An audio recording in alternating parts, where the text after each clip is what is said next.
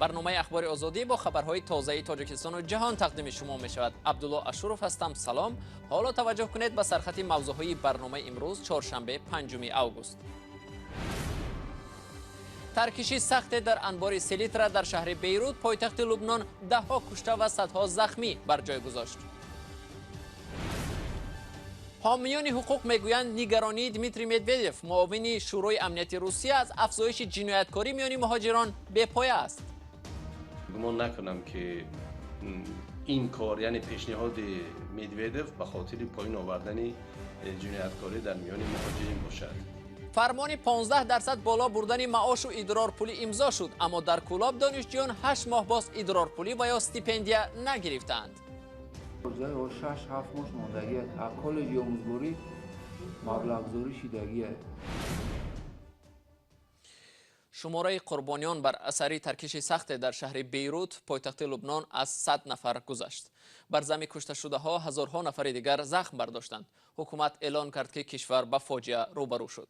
ترکش روز 4 اوگوست از انبار سلیترا در بندر بیروت شروع شد که دهها بنا را ویران کرد.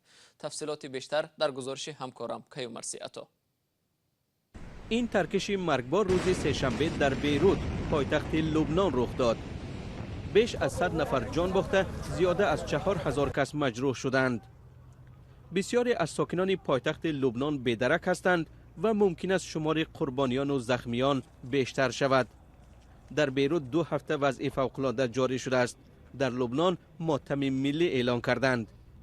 ترکش به حد سخت بود که بناهای نزدیک به جای حادثه فرو ریختند و صدای ترکش را در همه گوشه های شهر فهمیدند.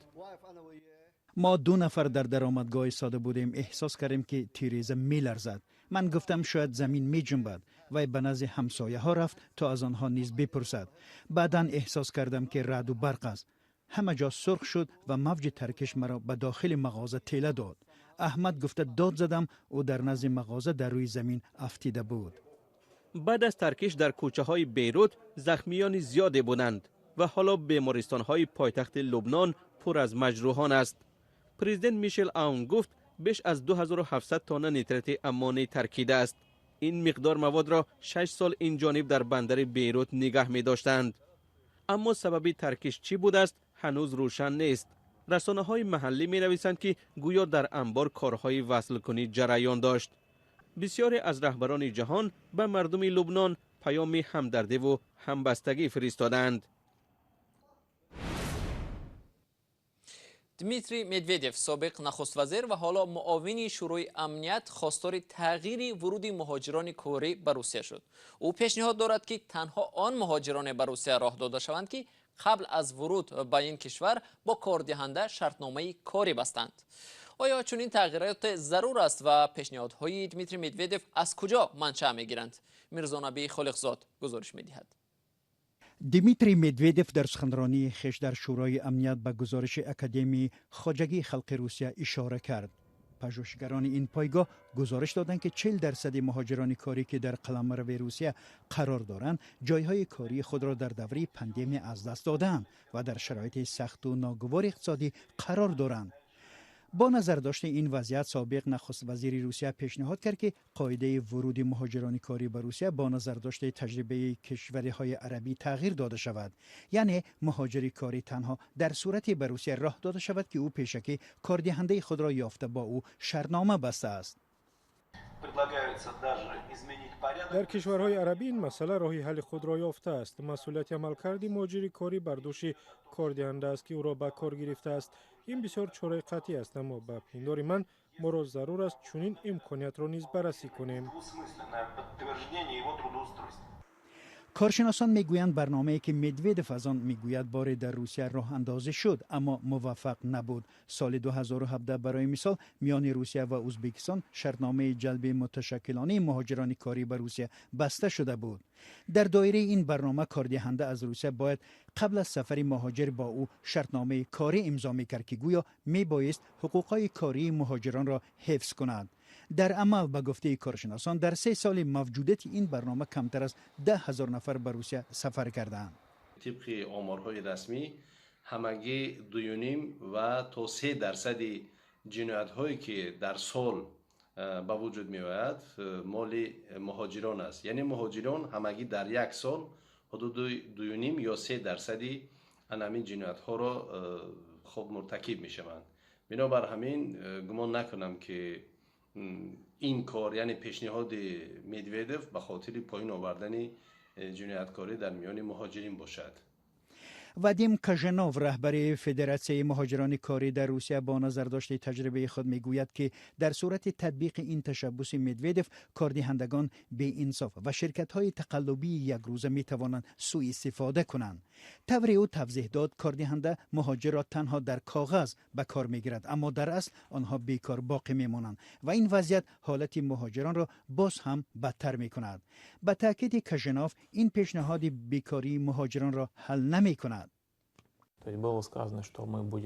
گفته شد که کاردهندگان مهاجران را نظارت کنند، اما در روسیه محض کاردهندگان بیشتر مشکل ایجاد میکنند.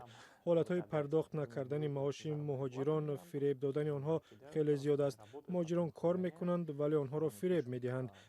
در این وضعیت البته ما به ناظران کار و دادستانی مراجعت میکنیم، اما بسیار وقت پاسخ میگیریم که با چنین نشانی کارخانه وجود ندارد. کارشناسان مستقل میگویند اگر فشار و تعقیب مقامات انتظامی روسیه به مهاجران کاری شدت بگیرد و آنها به تاجیکستان برگردند، به وضع اجتماعی و اقتصادی کشور در آستانه انتخابات پرزیدنتی تأثیری بد میگذارد. حامیان حقوق میگویند که نگرانی ها از افزایش جنایتکاری در میان مهاجران در عهد پاندمی و بیکاری طور واقعیت نشان میدهد بی‌پایه هستند. در همان گزارش اکادمی خواجگی خلق روسیه که مدویدف روی آن اشاره کرده گفته می شود که برعکس انتظاری ها مهاجران زود به هم آمدند و به همدیاران خود و حتی ساکنان بومی روسیه که محتاج بودند در دوره کرانتین کمک رسانیدند.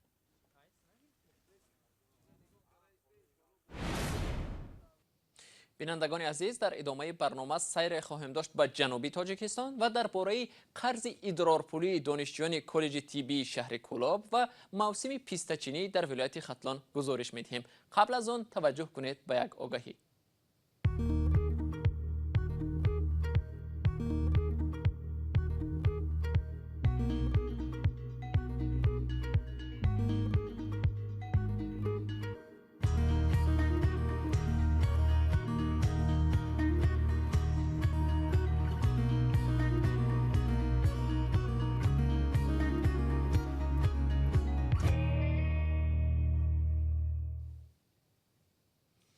آموزگاران و دانشجویان کالج طبی شهر کولاب در جنوب تاجیکستان از آن شکایت دارند که نیم سال باز معاش، ادرارپولی و یا استیپندیا نگرفتند.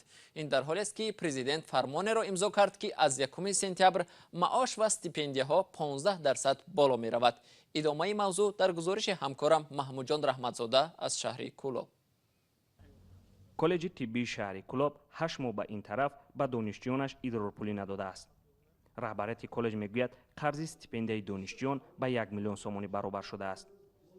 جمعهخان نظرزاده دیرکتور کالج طبی شهر کولاب ضمن نشست خبری گفت که به تمام ساختارهای وزارت مالیه مراجعت کردند، اما تاکنون پاسخی نیست.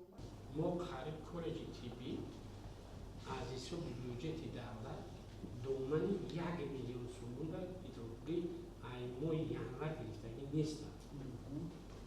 این با IB اداره مالیه منطقه، اداره مالیه ولایت ختلان تا امروز این معاش این ادرارپولی دانشجو. جمعهخان نظرزاده در ادامه صحبتش گفت که مجبور شدند تا دستگاه رئیس جمهور مکتوب برند. اما در سرریاست مالیه ولایت ختلان گفتند که قرض ادرارپولی دانشجویان نه 1 میلیون بلکه 600,000 سومانی را تشکیل می‌دهد.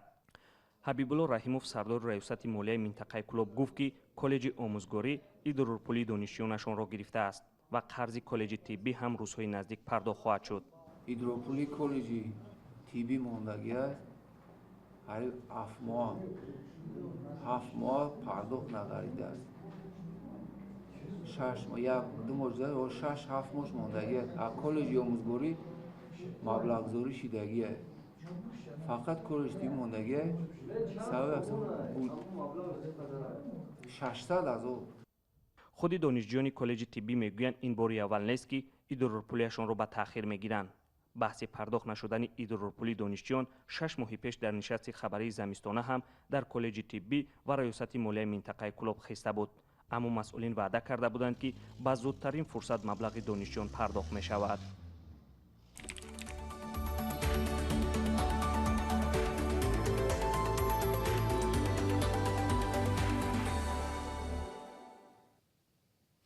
افزایش بیکاری در پی تاثیر پاندمی کرونا ویروس در ولایت ختلان کار جنگلبانها را دشوار کرده است. حالا حاصل پیسته پخته رسید و بسیاری ها بنابر بیکاری و جمع آوری غیر قانونی پیسته را آوردند.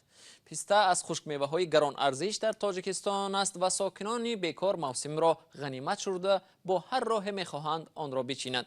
در ولایت ختلان 58,000 پیسته‌زار موجود است. ادامه موضوع در گزارش همکارم طاهری سفر. برای زوربک شریپوف موسمی پرتشویش است. باید وقتی خود را در این پشت‌ها گذراند و بعد دزدیده شدن حاصل پیسته راه ندهد. پیسته‌زاری او وسیع و 300 گکتر است. میگوید در پاندمی کرونا ویروس شماره بیکاران زیاد شد و آنها به پیسته چینی رو آوردند. یکی از این سالا مشکلات ما همین نفرای بودن که در نبودن جای کار، در نبودن پیدایش ویروس و کرانتین از بیکاری رو به کوه آورده. تماما انتظار نشدن که پیسته مغز خود پر کند و همون را به صفت بلند شود بچینند. خم شبانه می اومدن میچیندن. بیشتری پیسته‌زارها در ناحیه خراسان خصوصی شدند و هر نفر باید نصف پیسته چیده‌اش را به صاحب جنگل سپارد. محض همین باعث شده است که قسمی از ساکنان غیر رسمی پیسته میچینند. مسئولان اداره جنگل میگویند امسال حاصل پیسته چندان خوب نیست. برف در آخر بهار به حاصل پیسته در ناحیه‌های فرخار، وخش خراسان و دنغره ضرر رساند. جمع‌آوری تو حال ما جمع‌آوری نکردیم از سبب برف آخرانی که از سبب باد هوا کم تا دیگرش دیگه امسال نیت داریم که بعد از 10 روز بعضی جاهاش که هست همون جمع‌آوری را سر کنیم. جنگلزارهای ما اکثریتش برای همچون شهرنامه به شهروندان داده شده است به مهلت 5 سال 10 سال. بعضیش خیلی نگاهبین خیلی خوب است. در ختلان امسال در یک هفته 2 پیسته چین هلاک شد. زن با خلطه پیسته زیر چرخ ماشین ماند و مرد از درخت پیسته به غار افتاد. ختلان 58,000 گکتر پیسته‌زار دارد. در 10 روز اخیر 5 نفر را برای جمع‌آوری غیر قانونی پیسته جریمه کردند. خود پیسته چین ها میگویند رسمیات طوری باید باشد که آنها هم ضرر نبینند. پیسته معمولا در کوه پشته می روید و جمع‌آوری حاصلش زحمتی زیاد می خواهد. سلام، اگر خط و خبر می خواهید ما داریم. نوید بامدادی، سرخط خبرها، اخبار تاجیکستان و جهان، گزارش ها و تحلیل ها. چی می گذرد و چرا؟ دانستن فهمیدن است. زمینه یا اپ ما را بگیرید. حکومت افغانستان جلسه لایجرگه شورای قبیله سالاران را دعوت کرد که باید سرنوشت صدها زندانی طالب را بررسی کنند که رهبرانشان می‌خواهند پیش از آغاز مذاکرات صلح آزاد کرده شوند. جلسه روز 7 آگوست صورت می‌گیرد. رئیس جمهوری افغانستان اشرف غنی هفته گذشته امر داد که 500 زندانی طالبان به نشانی حسن نیت نیک آزاد کرده شوند. طالبان قبل از روز عید قربان برای 3 روز آتش بس اعلان کردند و حکومت هم به آن راضی شد. آتش بس روز 31 ایول با اجرا درآمد. اشرف غنی رئیس جمهوری افغانستان روز 31 ایول ضمن سخنرانی در تلویزیون گفت که حکومت 4600 زندانی طالب را رها کرده است. بر اساس سازش امریکا و طالبان که ماه فوریه سال 2020 امضا شد، حکومت باید 5000 طالبان را از زندان آزاد کند. و بیننده ارجمند، وقتی برنامه ما اینجا به پایان می رسد. تشکر از شما که تا این لحظه ها با ما بودید.